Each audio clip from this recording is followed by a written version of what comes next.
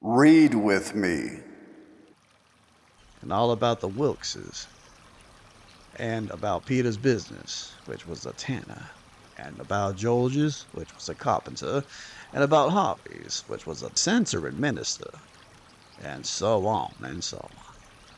Then he says, "What did you want to walk all the way up to the steamboat for?" "Because she's a big Orleans boat, and I was afraid she might stop there. When they're deep, they don't stop for hail.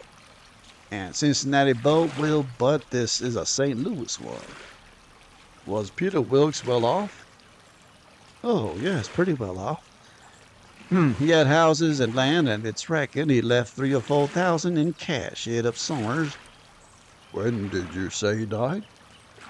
"I didn't say, but it was last night." "Funeral tomorrow, likely?" "Yes, about the middle of the day." "Well, it's all terrible sad. We all got to go, one time or another. So what we want to do is be prepared. Then we're all right." "Yes, sir, it's the best way. Ma used to always say that." When we struck the boat, she was about done loading, and pretty soon she got off. The king never said nothing about going aboard. So I lost my ride after all.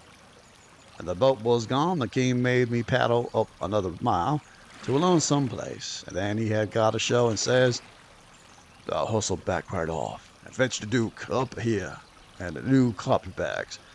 And if he's gone over to the other side, go over there and get him. And tell him to get himself up regardless. Shove along now." I see what he was up to, but I never said nothing, of course. When I got back with the Duke, we hid the canoe, and then sat down on a log, and the king told him everything. Just like the young fellow had said it, every last word of it. And all the time he was a-doing, he tried to talk like an Englishman. He done it pretty well, too, for a slouch. I can't imitate him, and so I ain't going to try to, but he really done it pretty good. Then he says, "How are you on deaf and dumb, Bilgewater?" the Duke said. Leave him alone for that. Said he had played a deaf and dumb person on his histrionic boards. So then they waited for a steamboat. About the middle of the afternoon, a couple of little boats come along, but they didn't come from high enough up the river.